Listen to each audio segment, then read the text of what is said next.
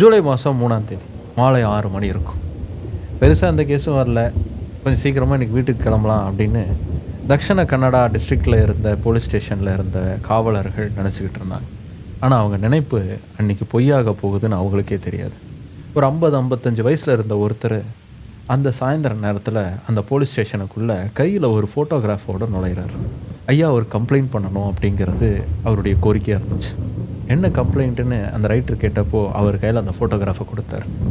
அது ஒரு பெண்ணின் சடலத்துடைய ஃபோட்டோகிராஃப்ஸ். நிர்வாணமான முறையில் ரொம்ப கோரமாக அந்த ஃபோட்டோகிராஃபுங்கிறது இருந்துச்சு. அதை பார்த்தவொன்னே அதிர்ந்து போய் என்ன கம்ப்ளைண்ட்டுன்னு உட்காந்து எழுத ஆரம்பிக்கிறாரு அந்த காவல் நிலையத்தில் இருந்த ரைட்டர்.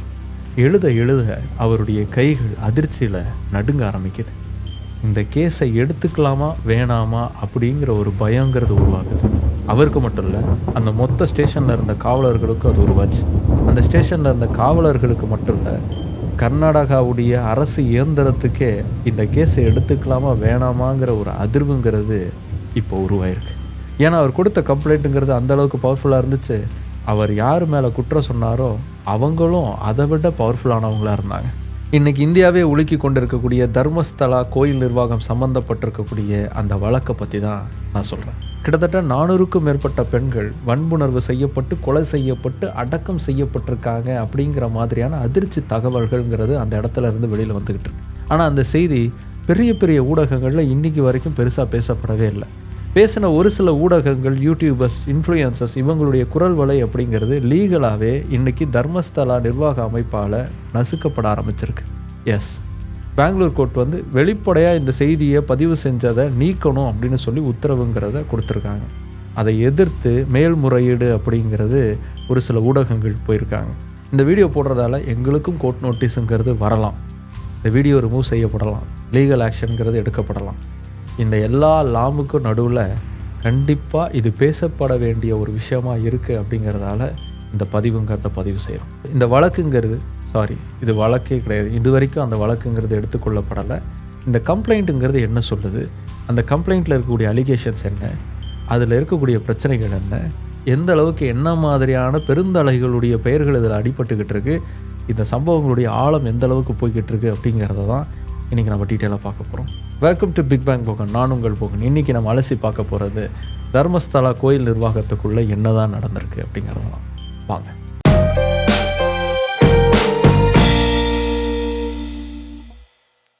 கர்நாடகா மாநிலத்தில் இருக்கக்கூடிய ஒரு மிக முக்கியமான கோயில் தர்மஸ்தலா கோயில்.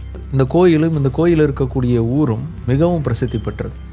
ஆனால் அந்த ஊர் லோக்கல்ஸே கிட்டத்தட்ட 400க்கும் மேற்பட்ட பெண்கள் காணாமல் போயிருக்காங்க. இந்த ஊர் சுற்றுப்பகுதியிலேருந்து ஒரு சில பேர்லாம் மரணம் அடைஞ்சிருக்காங்க அப்படிங்கிற செய்தி தான் கிடச்சிது. ஆனால் அவங்க எப்படி மரணம் அடைஞ்சாங்க, அவங்களுடைய மரணத்துக்கான காரணம் என்ன, அவங்களுடைய உடல்கள் எங்கே அப்படிங்கிறது கூட எங்களுக்கு தெரியாது. அந்த அளவுக்கு அது மர்மமாகவே இருக்குது அப்படின்னு சொல்லியிருக்காங்கன்னு செய்திகள் படிக்க முடியுது. இது மாதிரி நிறைய பேர் காணாமல் போயிருக்காங்க அப்படின்னு இப்போ சொல்கிறாங்க. இது மாதிரி முன்னாடி சொல்லவே இல்லையா, அதுக்கான கம்ப்ளைண்ட்ஸ் எதுவுமே ரெஜிஸ்டர் ஆகலையா, வழக்குகள் எதுவுமே நடத்தப்படலையா அப்படின்னு பார்த்தோம் அப்படின்னா, நான் இந்த வீடியோடைய தொடக்கத்தில் ஒருத்தர் கம்ப்ளைண்ட் கொடுத்தாரு அப்படின்னு சொன்னல, அது முதல் தடவை இல்லை. இந்த கோயில் சம்பந்தமாக ஏற்கனவே இதே மாதிரி நிறைய வழக்குகளும் கான்ட்ரவர்சிஸும் சுற்றிக்கிட்டே தான் இருந்திருக்கு. அதுக்கு நிறைய ரியல் லைஃப் இன்சிடென்ட்ஸ் அந்த சம்பவத்தில் சம்பந்தப்பட்ட நபர்களை, பாதிக்கப்பட்டவர்களை நேரடியாக பேட்டி எடுத்து லிஸ்ட் அவுட் பண்ணியிருக்கு த பிரிண்ட் மேகசின். அது ஒவ்வொன்றும் படிக்க அவ்வளவு கொடூரமாக இருக்குது.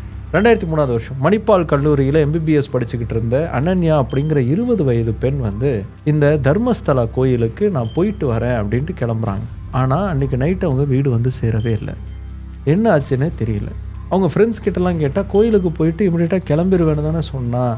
இன்றைக்கி நான் நான்வெஜ் சாப்பிட மாட்டேன், ஏன்னா கோயிலுக்கு போகிறேன், இமிடியேட்டாக நான் வீட்டுக்கு போய் தான் சாப்பிடுவேன் அப்படிங்கிற மாதிரிலாம் எங்ககிட்ட சொன்னாலே அப்படின்னு சொல்லி அவங்க ஃப்ரெண்ட்ஸ்லாம் சொல்கிறாங்க. இவங்க அம்மா யார் அப்படின்னா CBIயில் ஸ்டெனோகிராஃபராக வேலை பார்த்துக்கிட்டு இருந்தாங்க. அவங்க பேர் சுஜாதா CBIயில் இருந்தனால அவங்களால முடிஞ்ச இன்ஃப்ளூயன்ஸ்லாம் செஞ்சு அவங்களுடைய பெண்ணை கண்டுபிடிக்கணுங்கிறதுக்காக முயற்சி செய்கிறாங்க. ஆனால் அவங்க எங்கே போய் அதுக்கான முயற்சி எடுத்தாலும் அவங்கள மூஞ்சில் அடித்த மாதிரி பதில் சொல்லி வெளியில் போக சொல்கிறாங்க. உங்கள் பொண்ணு யாரு கூட ஓடி போயிருக்கோங்க, தேவையில்லாமல் எதுக்குங்க கம்ப்ளைண்ட் கொடுத்துக்கிட்டு இருக்கீங்க அப்படிங்கிறதான் அவங்களுக்கு திரும்ப திரும்ப திரும்ப சொல்லப்பட்ட பதிலாக இருந்துச்சு. அதிகாரிகள்கிட்ட இருந்து பெரிய அளவுக்கு உதவி வரலை அப்படின்னோடனே அந்த கோயிலுடைய தர்மதிகாரி கிட்ட போகிறாங்க, அதாவது தர்மகர்த்தா கிட்ட போகிறாங்க. ஐயா என் பொண்ணை காணோம், நம்ம கோயிலுக்கு வந்துட்டு தான் காணாமல் போயிட்டாங்க, எப்படியாவது கண்டுபிடிச்சிட்டாங்க அப்படின்னு சொல்லியிருக்காங்க. ஆயிரக்கணக்கான லட்சக்கணக்கான பக்தர்கள் வர்றாங்க இந்த கோயிலுக்கு. அவங்க எல்லாரையும் மானிட்டர் பண்ணுறதா என் வேலை. உன் பொண்ணு யார் கூட ஓடி போயிருக்கோம், அங்கே போய் தேடு அப்படின்னு அவரும் அதே பதிலே சொல்கிறார். அந்த வார்த்தைகளை கேட்டு கேட்டு நொடிஞ்சு போய் விம்மி அழுது ஒரு ஓரத்தில் சாஞ்சு உட்கார்றாங்க சுஜாதா. அப்போ அவங்கக்கிட்ட 3 பேர் வராங்க. உங்கள் பொண்ணு எங்கே இருக்காங்கன்னு எங்களுக்கு தெரியும், வாங்க நாங்கள் கூட்டிகிட்டு போகிறோம் அப்படின்னு சொல்லி கூட்டிகிட்டு போகிறோம். பொண்ணு கிடச்சிரும் அப்படிங்கிற நம்பிக்கையில் அவங்க போனவங்களுக்கு பெரிய ஏமாற்றம் தான் காத்துட்டு இருந்துச்சு. அவங்க கைகளை பின்பக்கமாக கட்டி போட்டு ஒரு சேரில் உட்கார வச்சு கடுமையாக அவங்கள தாக்கியிருக்காங்க. இனிமே நீ உயிரோடு இருக்கணும்னா இந்த இடத்த விட்டு பேசாமல் போயிரு அப்படிங்கிற மிரட்டல் அப்படிங்கிறது கொடுக்கப்பட்டிருக்கு. என் பொண்ணை நான் பார்க்காம நான் போக மாட்டேன் அப்படின்னு அவங்க அதுக்கு பதில் சொல்கிறாங்க. ஓங்கி தலையில் ஒரு அடிங்கிறது விழுது. 3 மாதம் கோமா ஸ்டேஜில் இருக்காங்க. 3 மாதம் கழித்து ஹாஸ்பிட்டல்லேருந்து அவங்க வீட்டுக்கு போய் பார்த்தா அவங்க வீடு உடைக்கப்பட்டிருக்கு. இருக்கிற எல்லா பொருட்களும் தூக்கி வீசி எறியப்பட்டிருக்கு. ஃபோட்டோகிராஃப்ஸ், டாக்குமெண்ட்ஸ் எல்லாமே கொளுத்தப்பட்டிருக்கு. அனன்யா அப்படிங்கிற ஒரு பெண் அங்கே வாழ்ந்தா அப்படிங்கிறதுக்கான எந்த ஒரு தடையுமே இல்லாமல் அது மொத்தமாக காலி செய்யப்பட்டிருக்கு. 2012 வருடம் 17 வயது இருக்கக்கூடிய சௌஜன்யா அப்படிங்கிற ஒரு மாணவி, இந்த தர்மஸ்தாலாவுடைய கட்டுப்பாட்டில் இருக்கக்கூடிய ஒரு கல்லூரியில் படிக்கக்கூடிய ஒரு மாணவி. அந்த மாணவியும் காணாமல் போகிறான். அவளை காணோம் அப்படின்னு அவருடைய பெற்றோர்கள் வந்து தேட ஆரம்பிக்கிறாங்க. ஆனால் மறுநாள் அவளுடைய உயிரற்ற உடலுங்கிறது கண்டுபிடிக்கப்படுது. ஒரு மரத்தில் கைகள் கட்டப்பட்ட நிலையில் அவளுடைய உடலுங்கிறது மீட்கப்படுது. மேலாடை எதுவுமே இல்லாமல் அந்த உடல் இருக்குது. கிளியராக அது ஒரு பாலியல் வன்புணர்வு செய்யப்பட்டு கொலை செய்யப்பட்ட ஒரு சம்பவம் அப்படிங்கிறது பார்த்த உடனே தெரியுது. ஆனால் அது யார் பண்ணாங்க, யார் அந்த குற்றவாளி அப்படிங்கிற கேள்விக்கு பதிலே இல்லை. ஏன் போலீஸ் ஸ்டேஷனில் அந்த கேஸை ஃபைல் பண்ண போனப்போ கூட கம்ப்ளைண்ட்டை வாங்காமல் காவல்துறை வந்து இழுத்தடிச்சிருக்காங்க. அதுக்கப்புறமா ஆக்டிவிஸ்ட்லாம் அந்த விஷயத்தை கையில் எடுத்து ஜஸ்டிஸ் ஃபார் சௌஜன்யா அப்படிங்கிற ஒரு மூமெண்ட்டை வந்து தொடங்குறாங்க. அந்த மூமெண்ட்டு மூலமாக பெரிய அளவுக்கான போராட்டம் அப்படிங்கிறது நடத்துறதுக்கான முயற்சிகள் நடக்குது. ஆனால் தொடர்ந்து அந்த போராட்டங்களுக்கு அனுமதி கிடைக்காம, அந்த போராட்டம் எழுச்சி அடைய முடியாமல் அப்படியே அமிழ்த்தி வைக்கப்படுறதுக்கான வேலைகள் அப்படிங்கிறது நடக்குது. சௌஜன்யா இறந்து போயிருந்த இடத்துக்கு பக்கத்தில் ஒரு பில்டிங் இருக்குது. அந்த பில்டிங்கும் இந்த தர்மஸ்தலா கோயிலுக்கு சொந்தமான ஒரு பில்டிங் தான். அந்த கோயிலில் சிசிடிவி ஃபுட்டேஜுங்கிறதே இல்லை அப்படின்னு சொல்லி போலீஸ் வந்து அறிக்கைங்கிறத தராங்க. இப்படி யார் குற்றவாளி அப்படிங்கிறத தெரிவிக்காமல், அதற்கான சரியான முறையான விசாரணைங்கிறதே நடத்தப்படாமல் முழுமையாக அந்த கேஸ் அப்படிங்கிறது மூடி வைக்கப்பட்டுச்சு. சந்தோஷ் ராவோ அப்படிங்கிற ஒரு குற்றவாளி தான் இந்த சம்பவத்தை செஞ்சது அப்படின்னு சொல்லி அந்த குற்றவாளி மேலே மட்டும் குற்றங்கிறது சுமத்தப்பட்டுச்சு. ஆனால் இந்த சம்பவத்தில் 3லிருந்து 4 பேர் சம்மந்தப்பட்டிருக்காங்கன்னு அந்த பெண்ணுடைய பெற்றோர் வந்து கம்ப்ளைண்ட்டுங்கிறத பண்ணுறாங்க. ஆனால் அதை எதையுமே காதில் வாங்காமல் இந்த குற்றத்தை வந்து மறைக்கிறதுக்கும் குற்றவாளிகளை காப்பாற்றுறதுக்குமான வேலைகள் தான் நடந்துச்சு அப்படின்னு இந்த சம்பவத்தை பற்றி பதிவு செய்யக்கூடிய ரிப்போர்ட்ஸ்லாம் வந்து சொல்லுது. இப்படி 2000களில் மட்டும் இல்லை, 1979 ஒரு சம்பவங்கிறது நடந்திருக்கு. இந்த தர்மஸ்தலாவுக்கு சொந்தமான ஒரு ஸ்கூலுங்கிறது இருக்குது. அந்த ஸ்கூலில் வேதவள்ளி அப்படிங்கிற ஒரு டீச்சர் வேலை பார்க்குறாங்க. அந்த டீச்சரு அவங்களுக்கான பிரின்சிபல் ப்ரொமோஷன் வந்து தடை செய்யப்படுது, என்னை மீறி வேற ஒருத்தவங்களுக்கு தராங்க, ஆனால் நான் தான் எலிஜிபிள் கேண்டிடேட் அப்படின்னு சொல்லி கோர்ட்டில் வந்து கேஸ் போடுறாங்க. அந்த கேஸில் அவங்களுக்கு சாதகமாக தீர்ப்புங்கிறது வருது.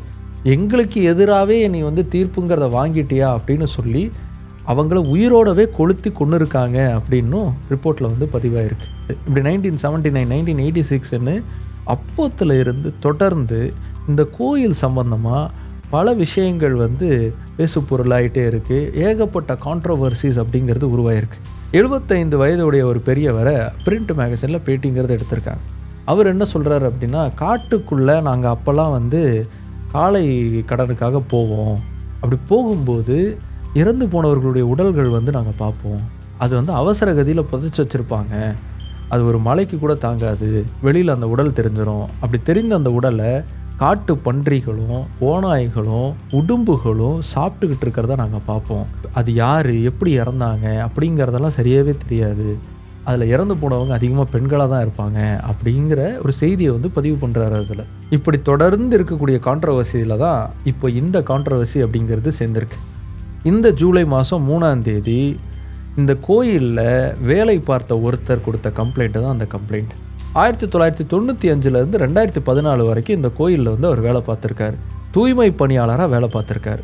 இந்த இடைப்பட்ட காலத்தில் இந்த கோயில் நிர்வாகத்தை சார்ந்தவங்க எனக்கு நிறைய உடல்களை அடக்கம் பண்ண சொல்லி உத்தரவு போடுவாங்க. அப்படி நான் நிறைய உடல்களை வந்து அடக்கம் பண்ணியிருக்கேன். அந்த உடல்கள் எல்லாமே பெண்களுடைய உடல்களாக தான் இருந்திருக்கு. அந்த உடல்களில் அதிகமாக வன்புணர்வு செய்யப்பட்டதற்கான தெளிவான அடையாளங்களை எல்லாம் நான் பார்த்துருக்கேன். ஒரு முறை 12லேருந்து 15 வயதுக்கு உட்பட்ட ஒரு சிறுமியுடைய உடலை வந்து நான் அடக்கம் பண்ணேன். அவளை யூனிஃபார்மோட, அவள் வச்சிருந்த ஸ்கூல் பேக்கோட நான் அடக்கம் பண்ணியிருக்கேன். இந்த அளவுக்கு தொடர்ந்து மர்மமான முறையில் பல பேருடைய உடல்களை வந்து என்னை அடக்கம் பண்ண சொல்லி டார்ச்சர் பண்ணுவாங்க. நான் நிறைய மரணங்களை நேரடியாகவே பார்த்துருக்கேன். அந்த உடல்களையும் நான் தான் அடக்கம் பண்ணியிருக்கேன். ஆனால் நான் அடக்கம் பண்ண முடியாது, போலீஸ்க்கு இன்ஃபார்ம் பண்ணிட்டு தான் அடக்கம் பண்ணணும் அப்படின்னு நான் சொல்லும் போதெல்லாம் என்னை வந்து மிரட்டியிருக்காங்க. ஒன்றையும் இதே மாதிரி வெட்டி துண்டு துண்டாக்கி இப்படி புதைச்சிருவோம், ஒன்றை மட்டும் இல்லை உன் குடும்பத்தையே நாங்கள் கூண்டோடு அழிச்சிருவோம் அப்படின்னு சொல்லிலாம் மிரட்டியிருக்காங்க. அந்த மிரட்டலுக்கு பயந்து தான் நான் இந்த வேலையெல்லாம் செஞ்சேன் அப்படின்னு சொல்லி சாட்சி மாதிரியே ஒரு கம்ப்ளைண்ட்டை எழுதி அவர் வந்து ஃபைல் பண்ணுறாரு. 2014 வரைக்கும் இருந்திருக்காரு. திடீர்னு ஏன் வந்து கம்ப்ளைண்ட் கொடுக்குறாரு? இடைப்பட்ட காலத்தில் இவர் என்ன பண்ணார் அப்படின்னு பார்த்தா அதுலேயே அவர் பதிலும் சொல்கிறாரு. நான் இந்த கோயிலில் வேலை பார்த்தப்போ என்னுடைய நெருங்கிய சொந்தக்கார ஒரு பெண்ணை வந்து இந்த கோயிலை சார்ந்தவங்க வன்புணர்வு செஞ்சாங்க. அதை நான் தட்டி கேட்டப்போ என்னை மிரட்ட ஆரம்பித்தாங்க. என்னுடைய குடும்பத்தையே வந்து அழிச்சிடணும் அப்படின்னு முடிவு பண்ணாங்க. அதுக்கு பயந்து நான் இத்தனை ஆண்டு காலம் தலைமறைவாக இருந்தேன். நான் கர்நாடகாலே இல்லை, வேறு ஒரு ஸ்டேட்டில் தான் நான் தலைமறைவாக இருந்தேன். ஆனாலும் என்னை தேடி கண்டுபிடிச்சி கொன்னுருவாங்கன்னு ஒரு பயம் இருக்குது. அதனால தான் இந்த கம்ப்ளைண்ட்டையே நான் கொடுக்குறேன். எனக்கும் என்னுடைய குடும்பத்தாருக்கும் நீங்கள் பாதுகாப்பு தரணும் அப்படின்னு சொல்லி இந்த கம்ப்ளைண்ட்டுங்கிறத ஃபைல் பண்ணுறாரு. இந்த கம்ப்ளைண்ட் எடுத்துக்கிறதுக்கே காவல்துறை பெரிய அளவுக்கு வந்து யோசிச்சிருக்காங்க. ஜூலை 4ஆம் தேதி தான் எஃப்ஐஆர் அப்படிங்கிறதே போடப்பட்டிருக்கு. அந்த எஃப்ஐஆர்லேயும் தெளிவாக இவங்க தான் குற்றவாளிகள் அப்படிங்கிற மாதிரி எந்த மென்ஷனும் இல்லை. அது ஏன் இல்லை அப்படின்னா, இவர் கொடுத்த கம்ப்ளைண்ட்லேயே பெயர்கள் அப்படிங்கிறது இல்லை. பொதுவாக இந்த கோயில் நிர்வாகத்தில் இருக்கிறவங்க, கோயிலுக்கு சம்மந்தப்பட்ட முக்கிய புள்ளிகள் இதில் சம்மந்தப்பட்டிருக்காங்க. அவங்களுடைய தூண்டுதலின் பேரில் தான் நான் இதெல்லாம் செஞ்சேன், அவங்க தான் உத்தரவுலாம் போட்டாங்கன்னு சொல்கிறாரு. ஆனால் யாருடைய பேரையும் மென்ஷன் பண்ணல அதில். ஏன் மென்ஷன் பண்ணலன்னா, அவங்க பேர்லாம் நான் சொன்னேன்னா என்னுடைய உயிருக்கே உத்தரவாதம் கிடையாது, எனக்கு முழுமையான பாதுகாப்பு நீங்கள் தரீங்க அப்படிங்கிறது உறுதியளிக்கப்பட்டால் மட்டும்தான் நான் அவங்களுடைய பேரெல்லாம் வந்து வெளிப்படையாக சொல்லுவேன் அப்படின்னு ஒரு விசில் ப்ளோயராக வந்து இந்த தகவலை வந்து சொல்கிறாரு. இப்படி கம்ப்ளைண்ட் கொடுக்குறவருடைய உயிருக்கே ஆபத்தாகக்கூடிய இடத்துல யார் இருக்கா? இவர் யார் மேலே அப்படி ஒரு குற்றச்சாட்டுங்கிறத வைக்கிறார்? இவருடைய கம்ப்ளைண்ட்டை எடுத்துக்கிறதுக்கே ஏன் காவல்துறை வந்து அச்சப்படுறாங்க?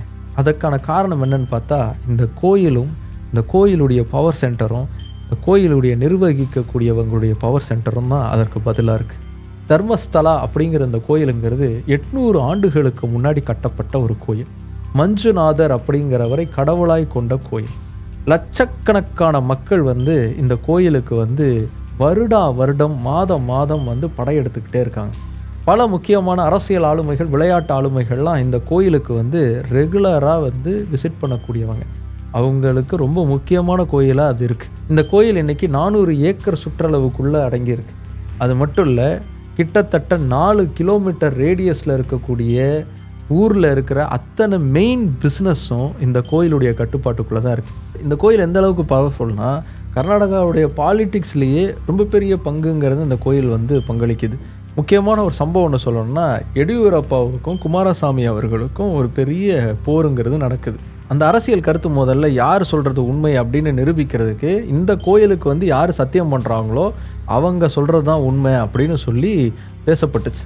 குமாரசாமி வந்து சத்தியம் பண்ணார், எடியூரப்பா வந்து சத்தியமே பண்ணல, சும்மா வேண்டிட்டு மட்டும் போனார்.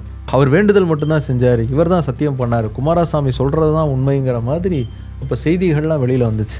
அந்த அளவுக்கு பவர்ஃபுல்லான ஒரு சென்டராக இருக்கக்கூடிய இந்த கோயிலை நிர்வகிக்கக்கூடியவர்கள் யார் அப்படின்னு பார்த்தோன்னா, பரம்பரையாக ஒரே குடும்பத்தை சார்ந்தவங்க தான் இந்த ஒட்டுமொத்த கோயிலையுமே கண்ட்ரோல் பண்ணுறாங்க. ஹெகடே ஃபேமிலி அப்படிங்கிறது அவங்களுடைய பெயர். இவங்களை சுற்றியுள்ள பகுதிகளை தொட்டவரு, தானிகாலு அப்படிங்கிற பேரில் தான் அழைக்கிறாங்க. அதாவது ரொம்ப பெரிய ஆளுங்க, பெரிய குடும்பம் அப்படிங்கிறது தான் இவங்களுக்கான பட்டப்பேராகவே இருக்குது. இன்றைக்கி இந்த கோயிலுடைய தர்மாதிகாரியாக இந்த குடும்பத்தின் சார்பாக இருக்கிறவர் யார் அப்படின்னா, எம்பியாக இருக்கக்கூடிய திரு வீரேந்திர ஹெகடே. இவர் தன்னுடைய 19 வயதில் இந்த கோயிலுக்கான நிர்வாக பொறுப்புக்கு வரார். அந்த வயசுலேருந்து இப்போ வரைக்கும் அவருடைய தலைமையின் கீழே தான் இந்த ஒட்டுமொத்த கோயில் நிர்வாகமும் செயல்படுது. வீரேந்திர ஹெகடே அவர்கள் கோயில் நிர்வாகத்தில் மட்டும் பவர்ஃபுல்லான ஆள் கிடையாது, அரசியல் ரீதியாகவும் மிகப்பெரிய அளவுக்கான செல்வாக்கு பெற்ற ஒருவர். இவ்வளோ பெரிய விஷயம் சொல்கிறாரு ஒருத்தர்.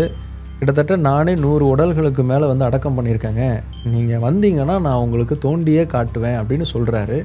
அது எந்த அளவுக்கு மெத்தனமாக ஹேண்டில் பண்ணியிருக்காங்க அப்படிங்கிறத பார்த்தா ஷாக்கிங்காக இருக்குது.